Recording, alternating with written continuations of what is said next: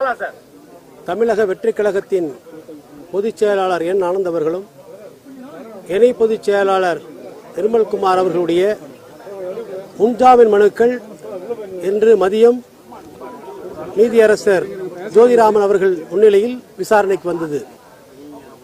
அப்பொழுது அரசு தரப்பில்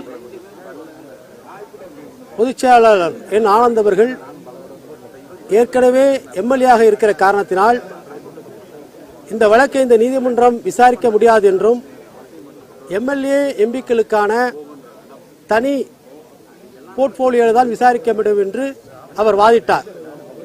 ஆனால் அதை இவர்கள் ஏற்க மறுத்து இந்த முறை இது போன்ற விடுமுறை காலங்களில் எம்பிக்கள் எம்எல்ஏக்களுடைய வழக்கை விசாரிப்பதற்கு ஏதாவது தடை இருக்கிறதா என்று கேட்டு அந்த கிளாரிபிகேஷனுக்காக இப்போது நிறுத்தி வைக்கப்பட்டுள்ளது. இரண்டு பக்கங்களிலும் பல்வேறு வாதங்களை எடுத்து வைத்தோம். எங்களுடைய தரப்பில் முதல் வாதமாக ஏற்கனவே அனைத்து இந்திய அண்ணா திராவிட முன்னேற்ற கழகத்திற்கு 25/1/2025 இதே வேலுச்சாமிபுரம் மறுக்கப்பட்டது. எப்படி எங்கள் தமிழக வெற்றி கழகத்திற்கு கொடுத்தீர்கள் என்பதற்கான விடையை அவர்களால் கொடுக்க முடியவில்லை. அதே போல எப்படி எங்களுடைய பொதுச் செயலாளர் மற்றும் துணை பொதுச் செயலாளர் இந்த வழக்கிலை சேர்த்தீர்கள் என்று சொல்வதற்கான எங்களுடைய மூத்த வழக்கறிஞர் ராகவாச்சாரி எடுத்து வைத்த வாதங்களை நீதிமன்றம் உன்னிப்பாக கேட்டுக்கொண்டு அதே போல அரசு தரப்பில் அவர்கள் சில கருத்துக்களை சொல்லினார்கள். இதெல்லாம் எடுத்துக்கொண்டு இப்போது இந்த கிளாரிபிகேஷனுக்காக இன்று மாலை இந்த நீதிமன்றம் முடிவதற்குள் தீர்ப்பை சொல்வதாக சொல்லியிருக்கிறார்கள். அதன் பிறகு மீண்டும் உங்களை சந்திக்கிறோம். இன்றைக்கு அவங்க தொடர்ச்சியா வைக்கக்கூடியது ஒரு தண்ணி பாட்டு கூட ஏற்படுத்தல. பிஎம் ரிப்போர்ட்ல நீர்ச்சத்து குறைபாடுனால தான் இறந்திருக்காங்க. ஒரு எந்த கட்சி நிர்வாகிகாவது பிரச்சனை நடந்ததுக்கு அப்புறம் தப்பிச்சு போவாங்க. சார் அதற்கான உரிய பதிலை நீதிமன்றத்தில் கொடுத்திருக்கிறோம். அவர்கள் எந்த போஸ்ட்மார்ட்டம் ரிப்போர்ட்டும் கோர்ட்ல கொடுக்கல. அதே போல எங்களுடைய மாவட்ட கழகத்தை சார்ந்தவர்கள் அனைவருக்கும் தண்ணீர் கொடுத்திருக்கிறார்கள். அது பிரச்சனை இல்லை. லத்தி சார்ஜ் செஞ்ச பிறகு அங்கே ஒரு டிஷ் இருந்தது, அதில் போய் விழுந்திருக்கிறார்கள், ஸ்ப்ரே செய்திருக்கிறார்கள் என்கிறதை ஆவணமாக நாங்கள் நீதிமன்றத்தில் இன்றைக்கு சமர்ப்பித்திருக்கிறோம். நீதிமன்றம் நிச்சயமாக முடிவு செய்யும்.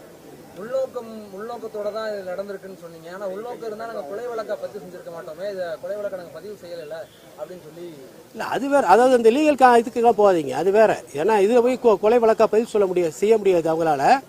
இந்த 304 இந்த நெக்லிஜென்ட் ஆக்டுங்கிறது எங்களுக்கு இந்த வழக்கை பொறுத்தவரையில் அமல்படுத்த முடியாது என்பது எங்களுடைய வாதம். அதை நீதிமன்றம் இன்றைக்கு சொல்லும், இறுதியாக சொல்லும். இப்போது எதுவும் அதை பற்றி நான் சொல்ல விரும்பவில்லை. தீர்ப்புக்கு பிறகு உங்களை சந்திக்கிறோம். இல்ல இப்ப கோர்ட் முடியும் போது இப்பதான் எங்களுடைய ஐட்டம் கிட்டத்தட்ட ஒரு 2 மணி நேரம் 1 மணி நேரத்துக்கு இருக்கும். 1 மணி நேரமாக எங்களுடைய விவாதம் நடைபெற்றது. அதன் பிறகு மற்ற வழக்குகளை எல்லாம் முடித்துவிட்டு இறுதியாக எங்களுடைய வழக்கு தீர்ப்புக்கு எடுக்கப்படும். கோர்ட் முடிகிறதுக்குள்ள இங்கே வந்துடும் சார். இங்கே வந்துடும் அவங்க கேட்டது என்னன்னா நீங்க ஆரம்பத்துல இருந்தே 12 மணிக்கு சார் இப்ப அவங்க ஒரே ஒரு விஷயம் மட்டும் சொன்னாங்க. இப்ப நீதியரசர் அருணா ஜெகதீசனுடைய என்கொயரி போயிட்டு இருக்கு. இப்ப கைது செய்வதற்கான எந்த விதமான முகாந்திரமும் எங்கள்கிட்ட இல்ல. அப்படியே ஒரு சூழ்நிலை ஏற்பட்டால் 41A நோட்டீஸ் கொடுத்து அதன் பிறகு முடிவு செய்வோம். இப்போது கைது செய்வதற்கான எந்த சூழ்நிலையும் எங்களுக்கு ஏற்படவில்லை என்று அவர்கள் தெரிவித்திருக்கிறார்கள். அதே நேரத்தில் நாங்கள் ஏற்கனவே எங்களுடைய மாவட்ட செயலாளரை கைது செய்திருக்கிறார்கள். ஆகவே கட்டாயமாக முன்ஜாமீன் வேண்டும் என்று எங்களுடைய இதை வைத்திருக்கிறோம்.